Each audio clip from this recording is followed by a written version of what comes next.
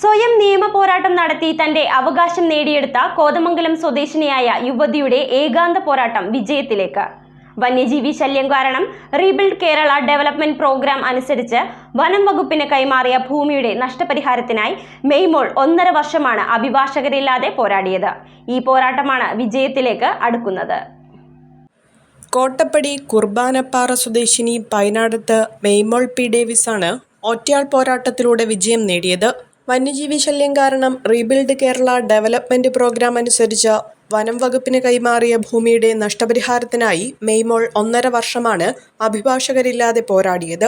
വനം വകുപ്പ് ഉന്നയിച്ച സാങ്കേതിക കാരണങ്ങളെ ഹൈക്കോടതിയിൽ നേരിട്ട് വാദിച്ചു ജയിച്ച സന്തോഷത്തിലാണ് PhD വിദ്യാർത്ഥിനി കൂടിയായ മെയ്മോൾ. ഹർജിക്കാരിക്ക് അർഹതയുള്ള 45 ലക്ഷം രൂപയിൽ ആദ്യ ഗഡുവായി നൽകിയ 22.5 ലക്ഷം രൂപ കഴിച്ചുള്ള തുക 2 ആഴ്ചയ്ക്കകം ഹൈക്കോടതിയിൽ കെട്ടിവയ്ക്കാനാണ് കഴിഞ്ഞ 18-ന് ഉത്തരവിട്ടത്.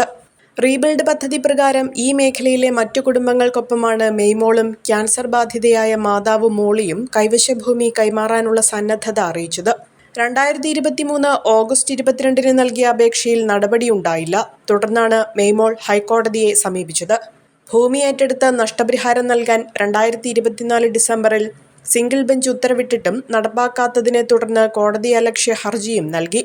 ഇതേ തുടർന്ന് ഭൂമിയുടെ വിലയായി നിശ്ചയിച്ച 45 ലക്ഷം രൂപയിൽ പകുതി തുക ആദ്യ ഗഡുവായി അനുവദിച്ചു. എന്നാൽ നിയമപ്രകാരം ആദ്യ ഗഡു അനുവദിച്ചു കഴിഞ്ഞാൽ ബാക്കി തുക കൈമാറാൻ ഭൂമിയുടെ ആധാരം വനം വകുപ്പിന്റെ പേരിലേക്ക് മാറ്റേണ്ടതുണ്ടെന്ന് കാട്ടി വനം വകുപ്പ് പുനഃപരിശോധന ഹർജി നൽകി.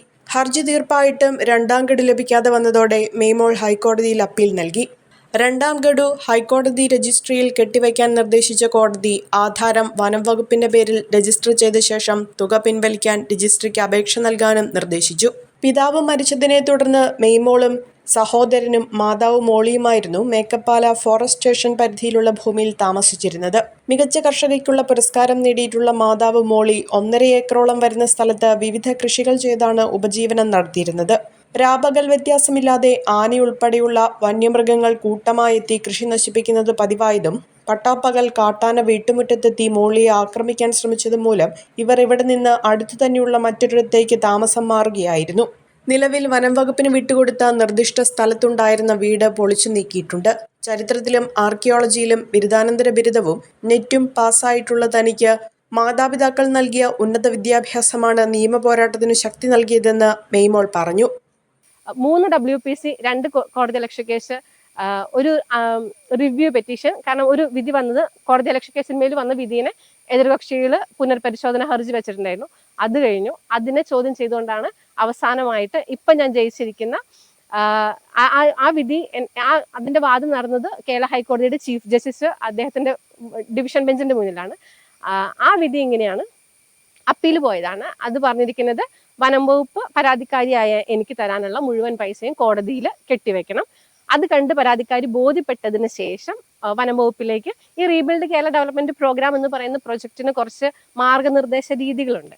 അതായത് നമ്മൾ ഭൂമി കൊടുക്കാൻ സന്നദ്ധമാണെന്ന് അറിയിച്ചതിന് ശേഷം നമ്മൾ DFOയുമായിട്ട്, നമ്മുടെ അടുത്തുള്ള DFOയുമായിട്ട് ഒരു എഗ്രിമെന്റ് ഒപ്പിടണം. നമുക്ക് പൈസ കിട്ടിയതിന് ശേഷം നമ്മൾ ഭൂമി എഴുതി കൊടുക്കും എന്നുള്ളത്. അങ്ങനെ എഗ്രിമെന്റ് ഒപ്പിട്ടതിന് ശേഷം നമുക്ക് ആദ്യഘട്ട പൈസ കിട്ടും.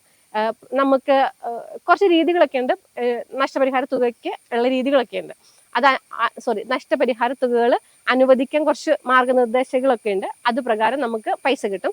50% പൈസ നമ്മൾ കൈപ്പറ്റിയാൽ നമ്മൾ ഭൂമി സർക്കാരിലേക്ക് എഴുതി കൊടുക്കണം. പക്ഷെ നിലവിലെ സാഹചര്യത്തിൽ ഞാൻ 2 പ്രാവശ്യം കേരള ഹൈക്കോടതിയുടെ വിധി ഞാൻ ബഹുമാനിച്ചിരിക്കുകയും അത് വനം വകുപ്പ് ലംഘിച്ചിരിക്കുകയും ചെയ്തിരിക്കുകയാണ്. അപ്പോൾ കോടതിയുടെ ഒരു വിധിയും കോടതി അലക്ഷ്യ കേസിന്മേലുള്ള വിധിയും വനം വകുപ്പ് ലംഘിച്ചു. അപ്പോൾ ഒന്ന് ആലോചിച്ച് നോക്കൂ, 2 പ്രാവശ്യം കേരള ഹൈക്കോടതിയുടെ വിധിയെ ലംഘിച്ച വനം വകുപ്പിന് ഞാൻ എൻ്റെ ഭൂമി എഴുതി കൊടുത്താൽ ശരിയാണ്, എനിക്ക് ആദ്യഘട്ടത്തെ 50% പൈസ കിട്ടി. ഇനി നിയമപ്രകാരം ഞാൻ ഭൂമി വനം വകുപ്പിൽ എഴുതി കൊടുത്താലാണ് എനിക്ക് 2ാം ഘട്ടത്തെ പൈസ കിട്ടുള്ളൂ. പക്ഷെ 2 പ്രാവശ്യം കോടതിയുടെ വിധി ലംഘിച്ച ഇവർക്ക് ഞാൻ ഭൂമി എഴുതി കൊടുത്താൽ എനിക്ക് ബാക്കിയുള്ള നഷ്ടപരിഹാര തുക കിട്ടുമെന്ന് എന്താണ് ഉറപ്പ്? അപ്പൊ അങ്ങനെ ഒരു സാഹചര്യത്തിൽ ഞാൻ കോടതിയുടെ ചീഫ് ജസ്റ്റിസിനോട് എൻ്റെ ആശങ്കകൾ അറിയിച്ചു കഴിഞ്ഞപ്പോൾ കോടതി വിധി ഇങ്ങനെ വന്നു. എനിക്ക് തരാനുള്ള ബാക്കി പൈസ കോടതിയുടെ രജിസ്ട്രിയിൽ വനം വകുപ്പ് കെട്ടിവെക്കണം. അത് കണ്ടു ബോധിച്ചു കഴിഞ്ഞാൽ പരാതിക്കാരി ഭൂമി വനം വകുപ്പിൽ എഴുതി കൊടുക്കണം. വനം വകുപ്പിൽ എഴുതി കൊടുത്തു എന്നുള്ള തെളിവുമായിട്ട് കേരള ഹൈക്കോടതിയിൽ വന്നു കഴിഞ്ഞാൽ എനിക്ക് കിട്ടാനുള്ള മുഴുവൻ പൈസയും തരും. ഞാൻ ഈ കേരള ഹൈക്കോടതിയുടെ വിധി ഇത്രയും നല്ലൊരു ശക്തമായൊരു വിധി നേടിയെടുത്തു എന്നുണ്ടെങ്കിൽ അതിൻ്റെ പിന്നിൽ എൻ്റെ വിദ്യാഭ്യാസമാണ്. എൻ്റെ വിദ്യാഭ്യാസത്തിന് വേണ്ടി എൻ്റെ കാരണവന്മാർ അധ്വാനിച്ചതിൻ്റെ ബലമാണ്. സോ അതാണ് ഇതിൻ്റെ ശക്തി. ഒരു കുടുംബത്തിന് ആവശ്യമായ എല്ലാ വസ്ത്രങ്ങളും ഹോൾസെയിൽ വിലയിൽ ഇപ്പോൾ സ്വന്തമാക്കാം. ഇന്ന് തന്നെ സന്ദർശിക്കൂ A1 textiles, Nehru park, Muvattupuzha.